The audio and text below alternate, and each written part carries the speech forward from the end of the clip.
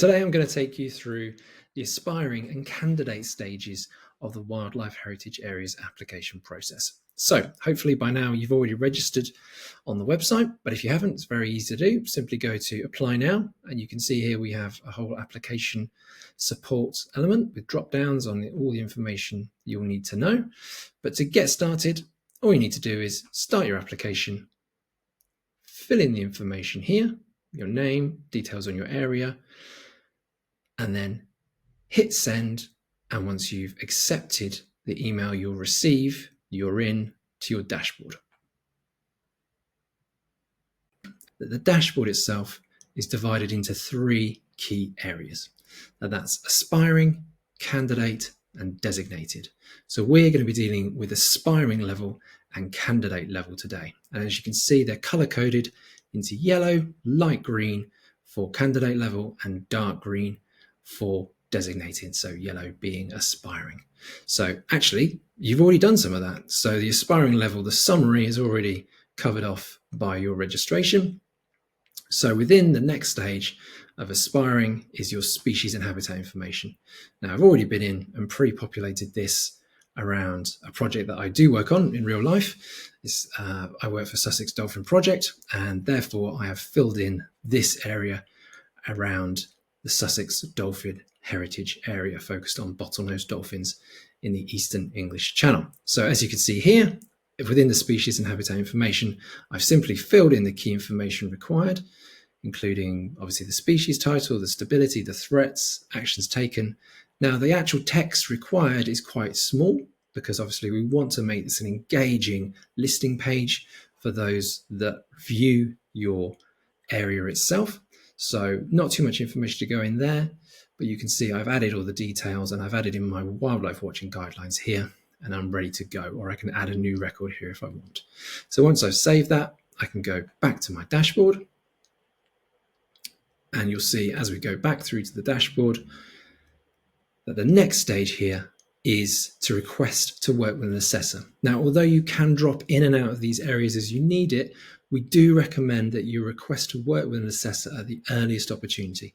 Now, the assessor isn't there just to check your work, as it were, or just to confirm that you have the right information. They're very much there to help you through the process. So it's really useful to have that assessor early on. So within this assessor aspect of the dashboard, you'll have a drop-down menu, select the relevant assessor that works with your species, hit send, and that assessor will then come back to you to say if they're willing to work with you. And obviously the vast majority of them will be willing to move ahead straight away. And once that assessor is in place, they can help you to move through the process. And often people will ask us, well, what information will I need as I go through that process? And as I showed you at the start, there's some handy information on our website already. But what you can also do, of course, is look at existing areas. Now we have 18 areas already on the platform, some of which, like this one, the Dana Point Whale Heritage Area, are already designated. So that means all the information is already in this area. So my advice to you is to have a look through the area, check out the videos, the summaries. You can see here we have a handy drop menus, species and habitat details, lots of nice images that they've included here that you can see how brilliant they look. Information on threats, did you know, and the information goes on through to their stories that we're going to come on to in a minute, and here into their experiences. So those are the actual experiences that our tourists can take part in. But just going back here, again, although we're not dealing with the designated aspects today, you can see all the designated information that the areas have added to their listing page by simply clicking here to looking for in-depth information, click read more. And when we click that read more, you will then have access to all the information that this area has added to become a designated area. So a huge part of wildlife heritage areas is being transparent with that information. We're not trying to hide anything away. We want people to know why this area is being designated, as do our area contacts. So you can see everything you need right here about this area, no hiding anything.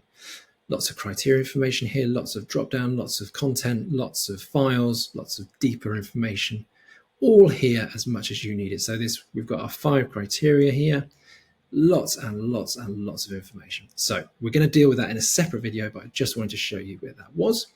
So back to our dashboard for now.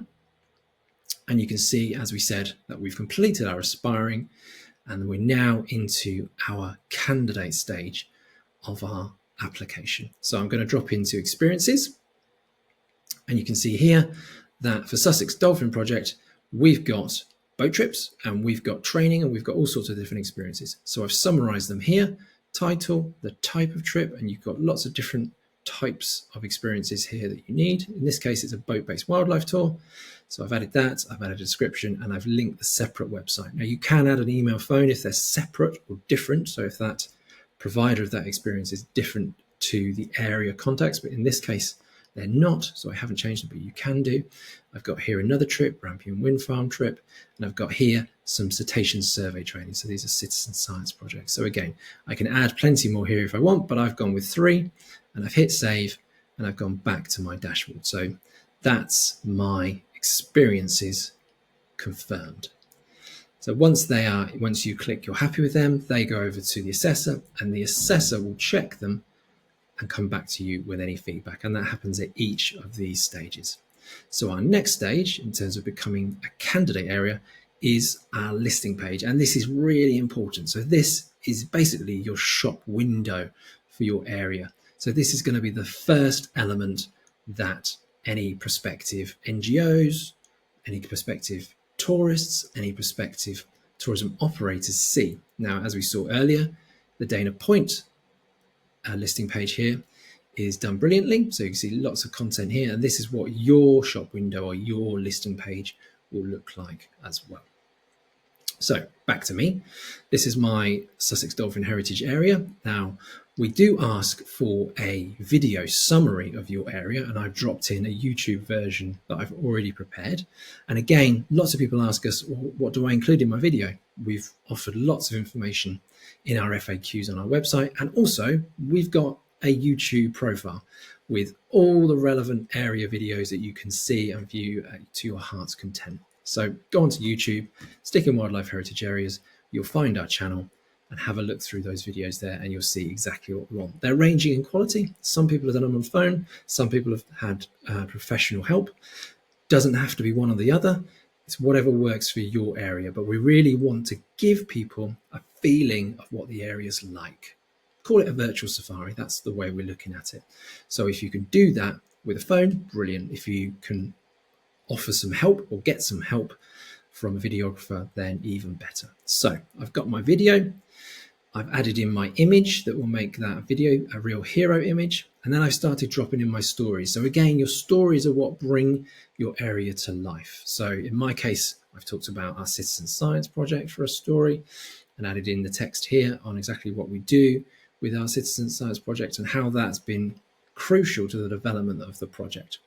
I've also added my species and habitat facts. So we've got 5 facts here on bottlenose dolphins and some lovely images. So I've included a whole load of images that people can see on our listing page carousel that you saw on the Dana Point example. So once that's all added, we can just hit save and we can go back to our dashboard. And I think you'll find then that we have completed our aspiring and our candidate level phases. So that means once your assessor has checked those elements, then your listing page can go live and we can help you to move through the designated elements of the process, which we will deal with in a separate video. So you are now ideally ready to look at exactly what your listing page looks like. So you can simply click preview your listing page. And as that loads, you'll see that my image, which isn't pixelated, is of good quality. I can even see the dorsal fin markings here of this dolphin, which is brilliant. You can see here that we can automatically play the video that I uploaded. You can either play that here or you can drop in here.